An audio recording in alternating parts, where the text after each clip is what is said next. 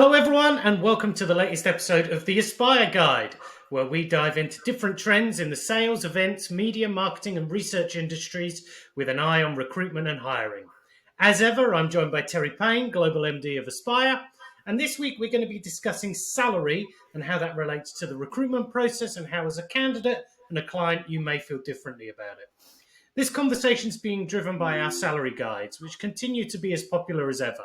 Since I've been at Aspire, we've put out these annual salary guides, and the downloads are in the thousands every single year, with people interested, not just when they're released, but through the year, about whether they're being paid enough and whether they're paying enough. So welcome, first of all, Terry, and let's start with a easy one. What does it mean to have a competitive salary? Yeah, Isaac, look, first of all, great to be back. And I have to echo what you said about our salary guide. It's been a brilliant tool for both candidates and clients alike. So what does it mean to have a competitive salary? Well, I think one of the things we've seen in the news over the last couple of years is the constant increase of salaries, right? So I think it's important, the competitive is the key word there. If I take you back on a journey, talk about competitive salaries for 2022, we came out of the pandemic and there was a massive increase in technology roles, media roles, marketing roles, and it drove the salaries up. Actually, it drove them up so high that unfortunately, as we've got into a downturn in 23, 24 and beyond, we'll start to see recovery now, but as we went into that downturn, the salaries that people were looking for were no longer competitive. Therefore, it's capped the job market. So being competitive is super important, but being competitive for the market that you're in is even more important. And do you think, we'll talk a little bit more about different aspects of the salary, but on that example specifically, it was crazy. I mean, people were seeing 50% increases, 80% increases, 100% increases in some roles on salary. And do you think one of the reasons that perhaps the job market has been so slow to kick back into gear after that downturn is because actually we always talk about in recruitment that supply demand pendulum, and actually the candidate availability is being thrown off by the demand for salary that they have, which just doesn't match market conditions. Yeah, so I think it plays a part. I think it certainly plays a part. So let me give you an example why I think it plays a part. So if you have been used to, so let's take the candidate experience first of all, cost of living, and you decided to go out and buy a big house. You decided to work remotely.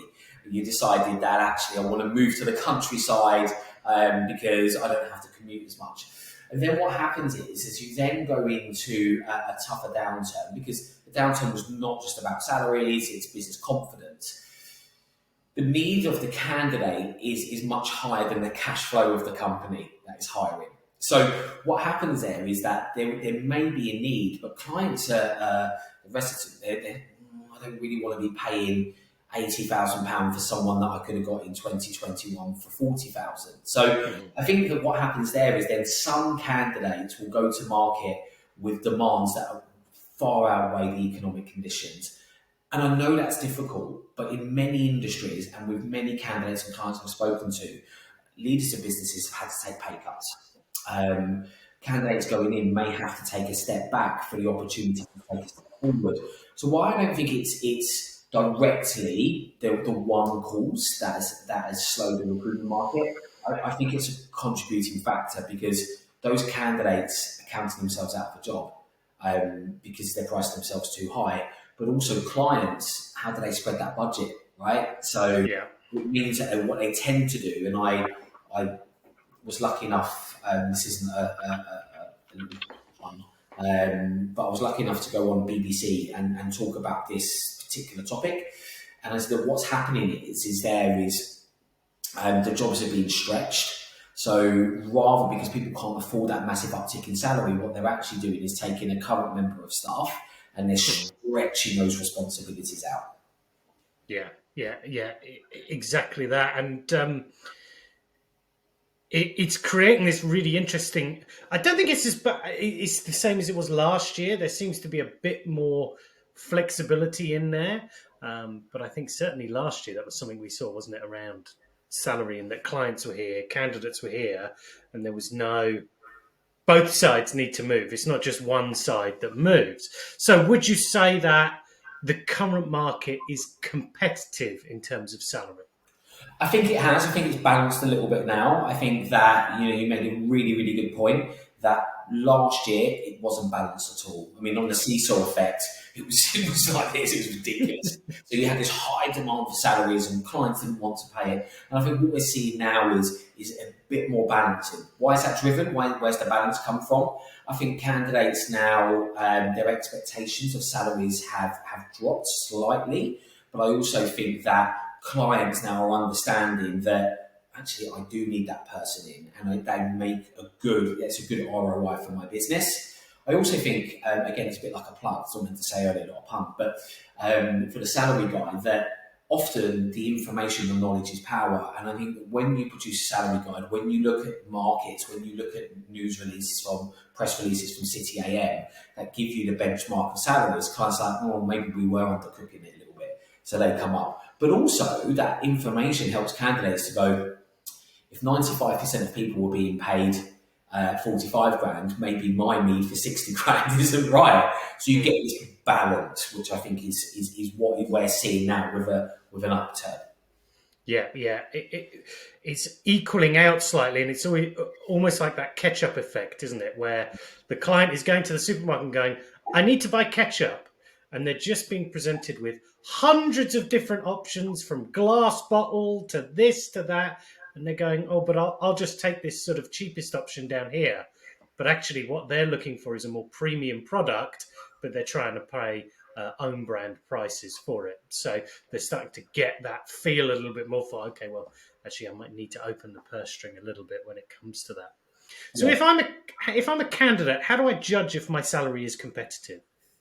Well, I think you have to do the research. I think you again, because the markets have been so volatile, I think it's important to go out. I think it's important to look at salary guides. I think it's important to go on to LinkedIn. I think it's important to look at market insights, speak to friends, speak to peers, join groups, okay, and try and get a real feel for what's going on in the market. This isn't a market where you can wing it. So although we talked about there's a slight balance coming back, I think there's also a point where you have to make sure that you're doing your due diligence to ensure that what you're asking for is fair. A quick point on that is when we look at last year in isolation, one of the biggest problems was that candidates, because they were nervous of cost of living and what was going on in the market, they were demanding a higher salary. Well, if I'm going to move, and I'm going to move in a volatile market, I need to move for a decent salary. And they're not thinking competitive anymore. We saw people asking us for £10,000 increases on their current basic salary. So you've got to make sure that you're competitive, and you've got to make sure that you are moving to that company for the right reasons and not pricing yourself out.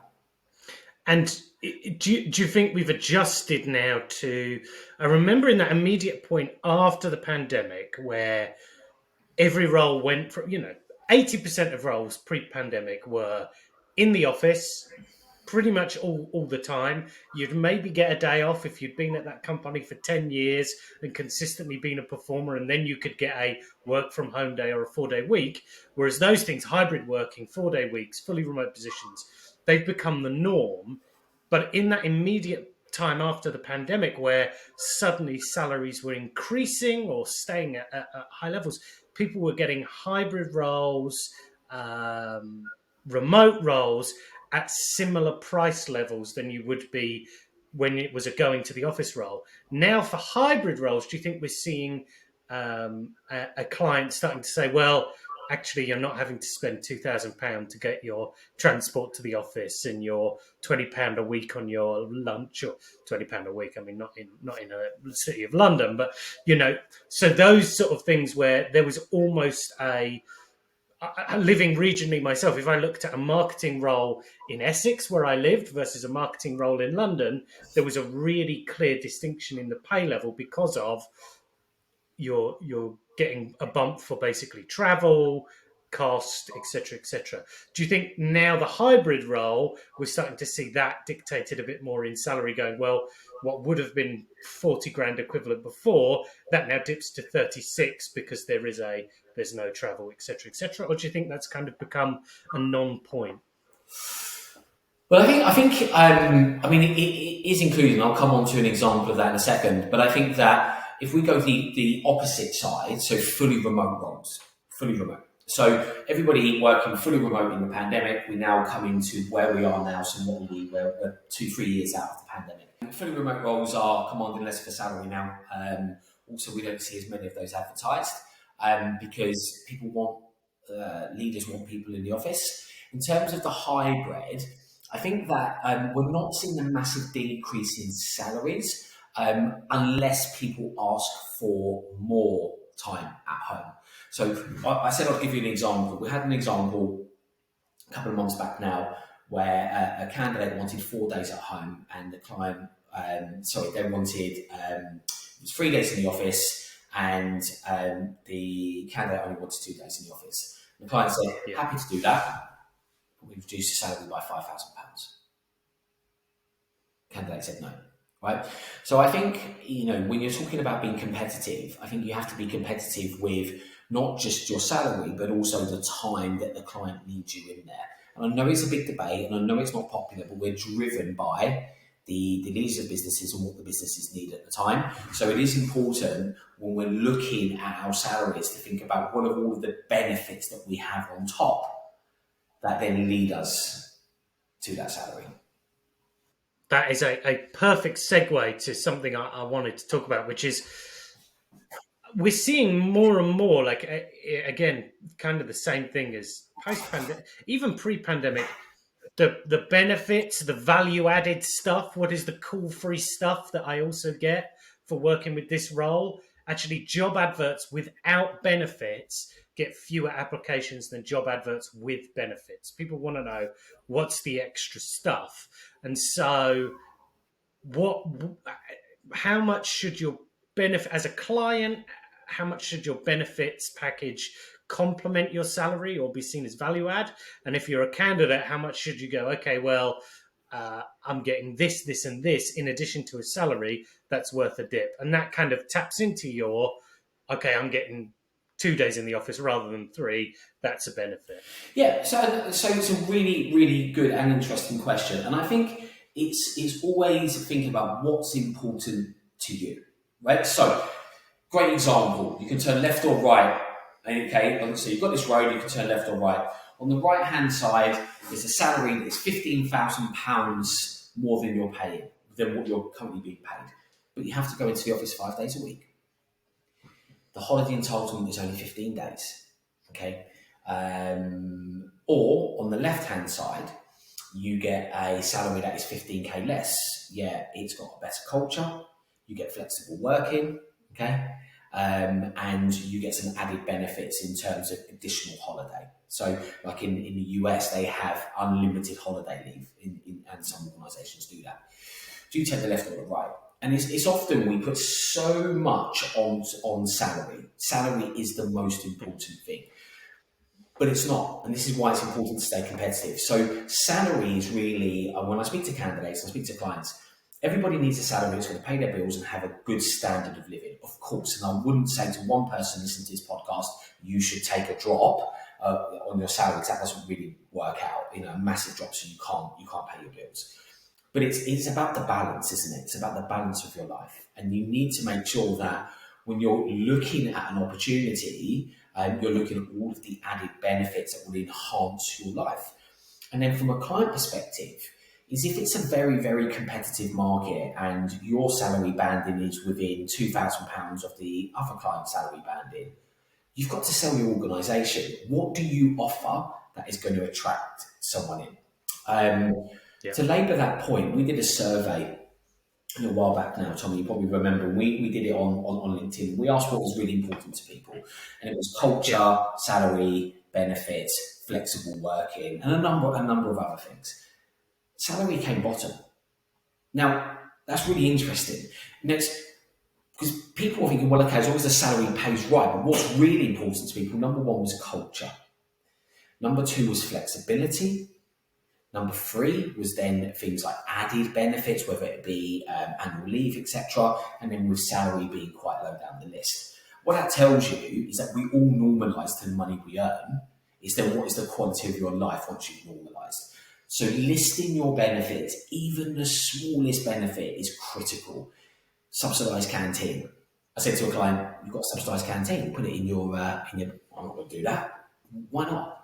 Because with the cost of food going up, people know that they can get subsidised lunch. Great, I'd buy it." So the benefits package, to answer your question directly, I think is one of the most important things that you can advertise, but it's also one of the biggest, most forgotten things that people advertise because they just think, "Oh well, my brand and the salary will win the day."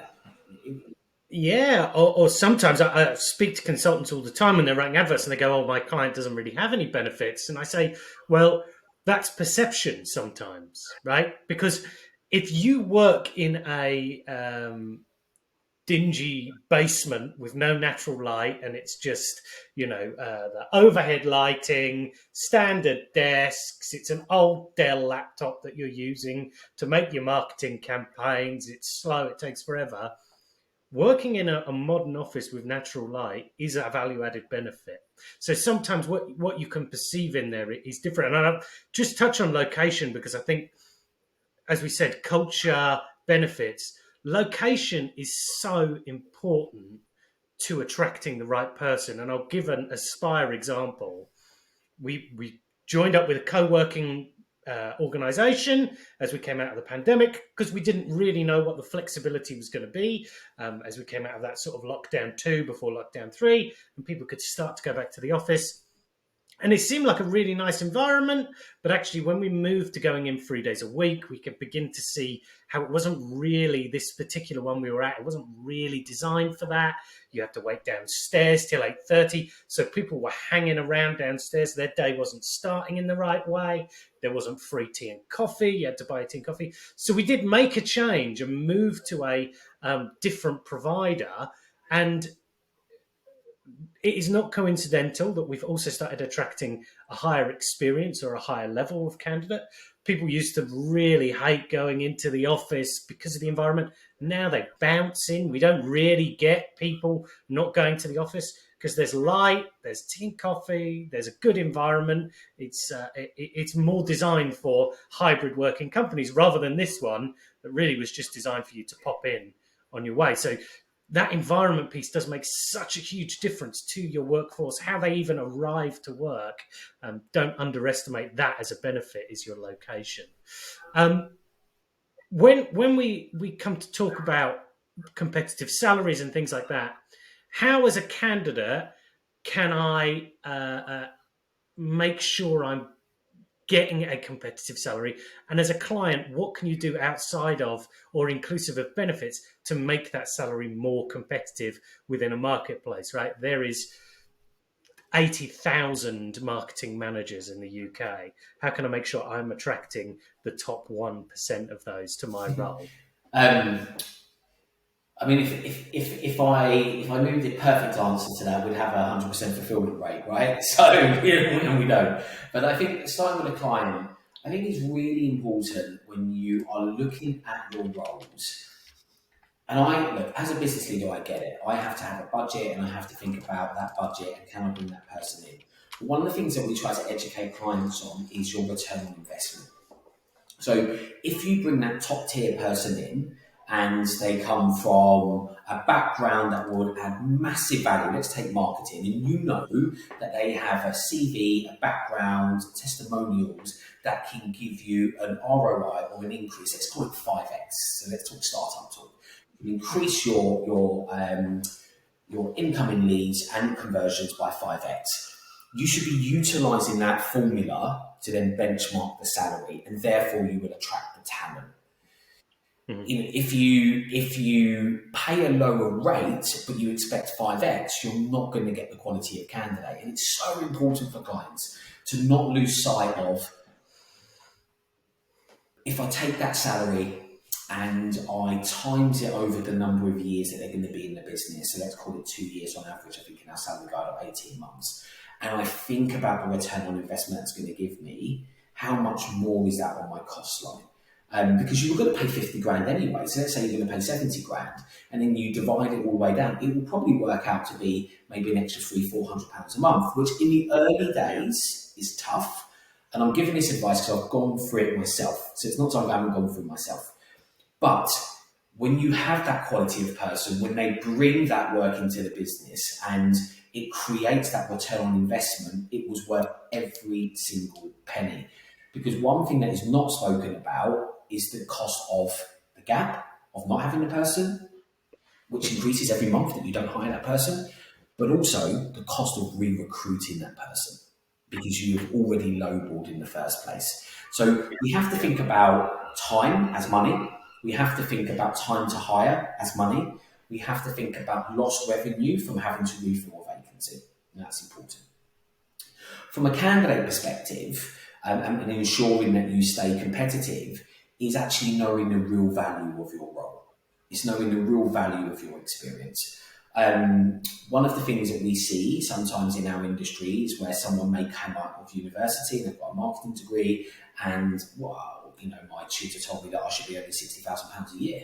So I'm not taking anything less than £60,000 a year. But your portfolio doesn't demonstrate that you've done an ROI that would give you that type of salary, right? So I think it's about looking at your skills. It's being honest with your experience. It's about speaking to a third party, utilising things like the salary guide, utilising insights, and making sure that based on your skill set, are you pitching yourself at the right salary?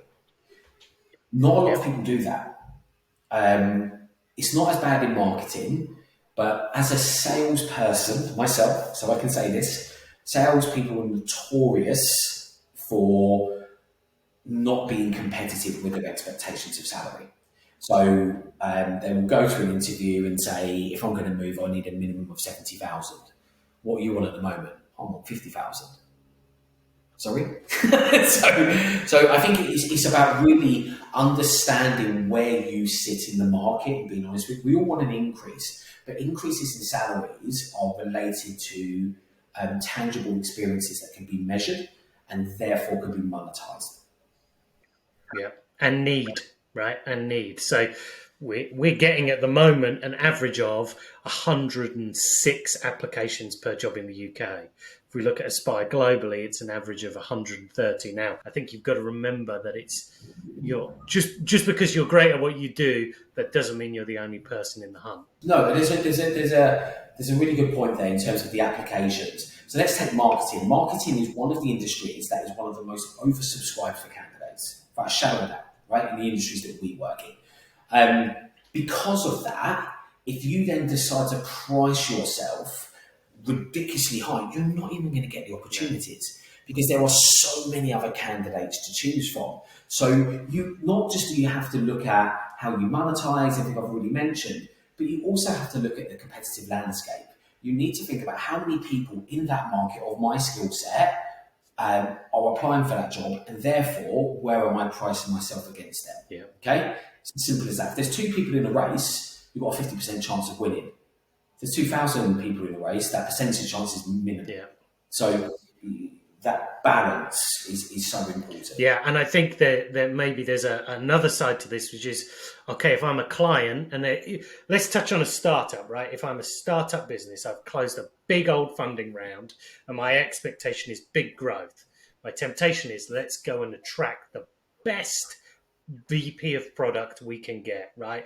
Or the best salesperson we can hire who's got experience from IBM, Apple, Monzo, he's worked all these places.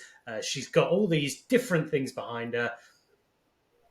How competitive is too competitive in terms of salary as a business, as a client?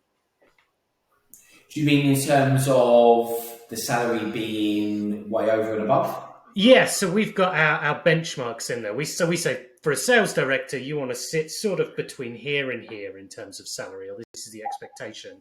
What's the danger of going over that max and really exceeding it just because you're out there trying to hunt the best person?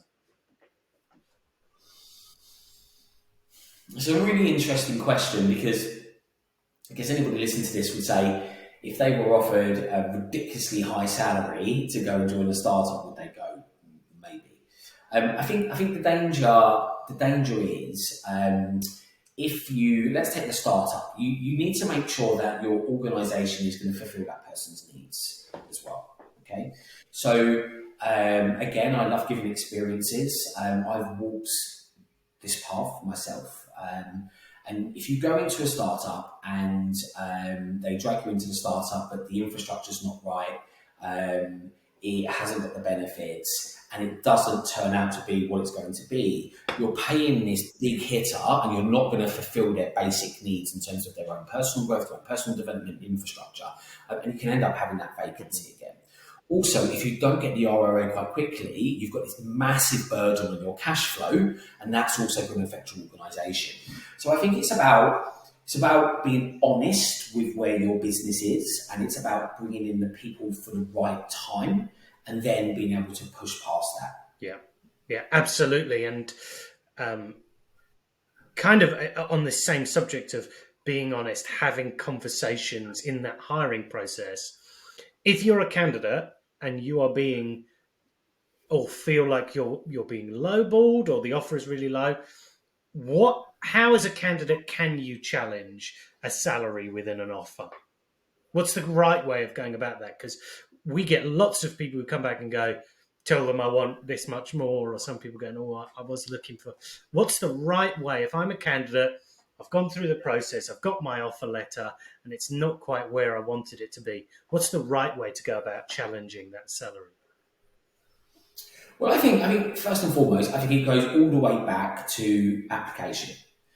Um, Whenever you're applying for a job, you need to make sure that you really understand what your minimum is. What is your minimum? And I'm not talking about your minimum to live, but the minimum you would accept for doing that job.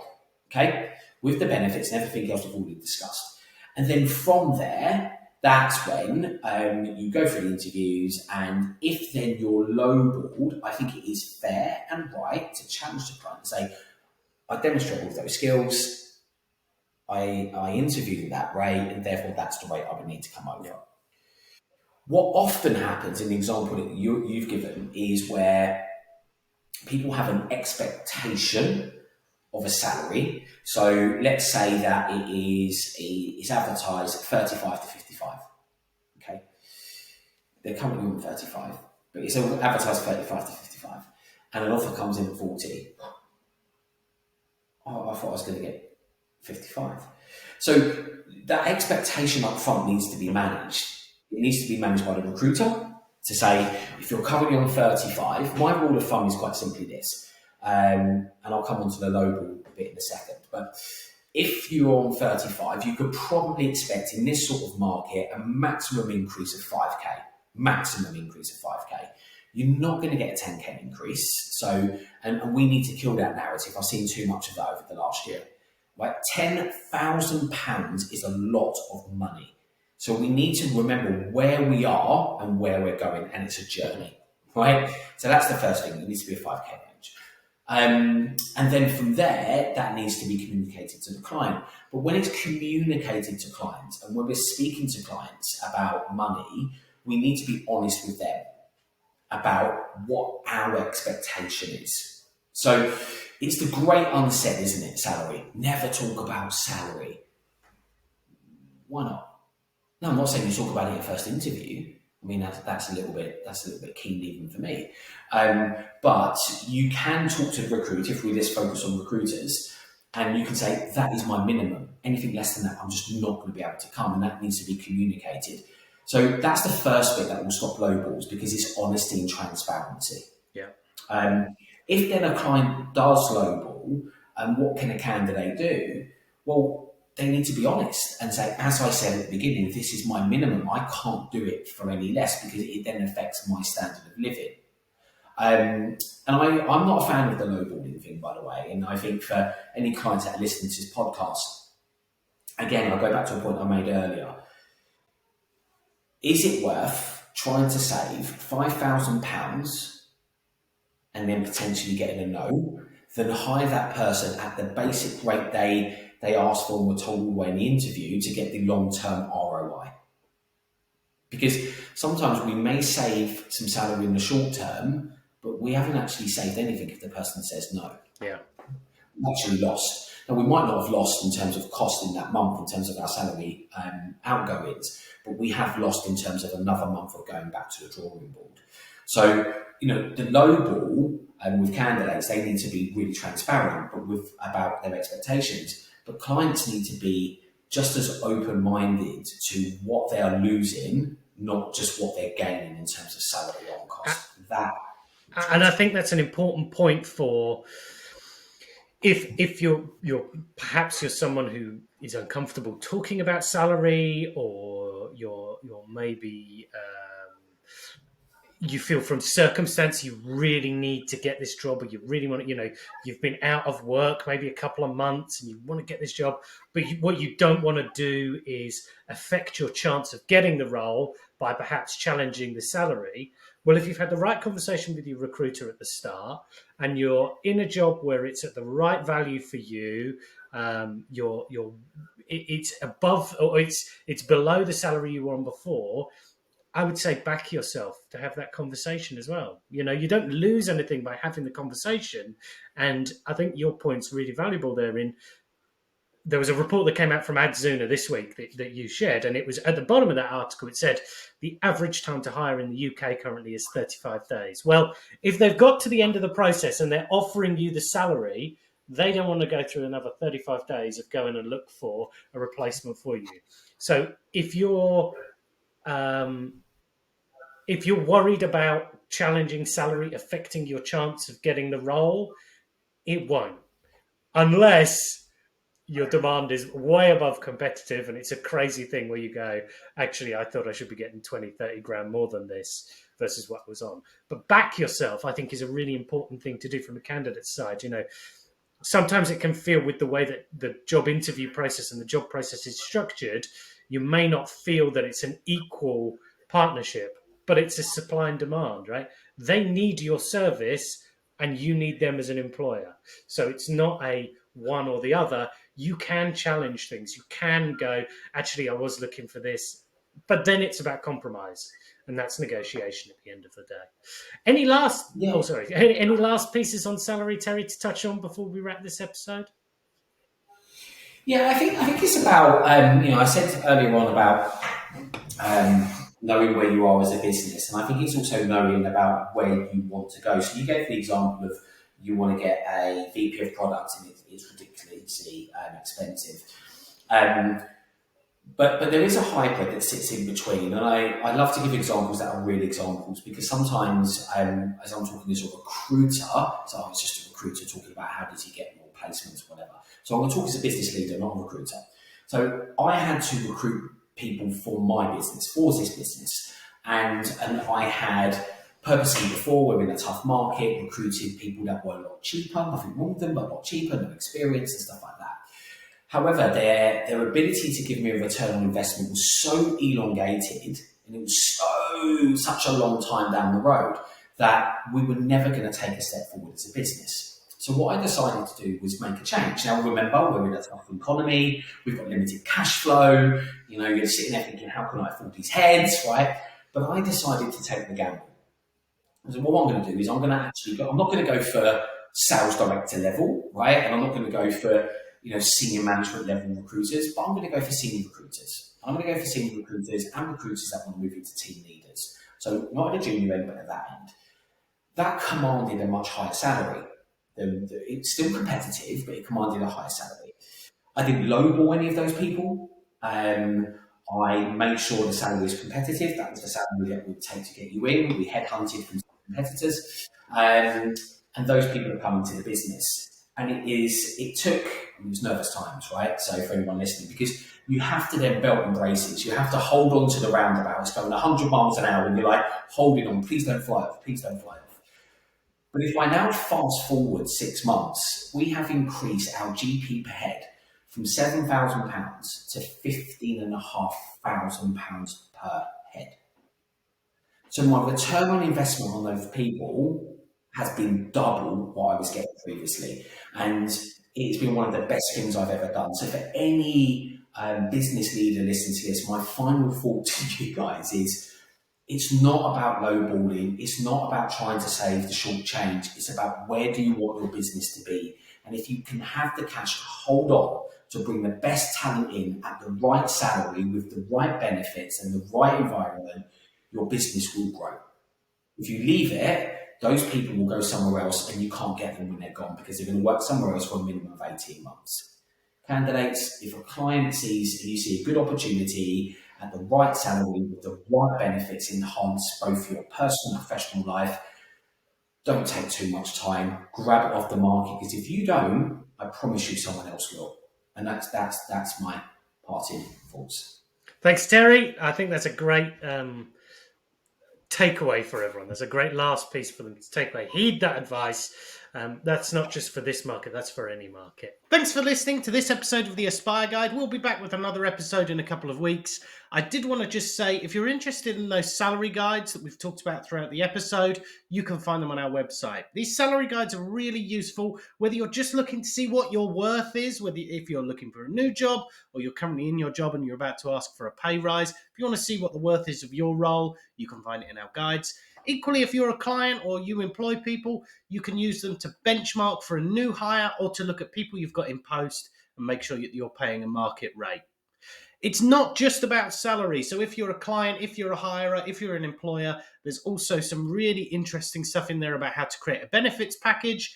And for everyone, there's trends we're expecting to see this year, be that for hiring, be that for jobs, or be that technology or keywords that are going to trend this year that we think are going to make up a big part of 2025 in the world of work.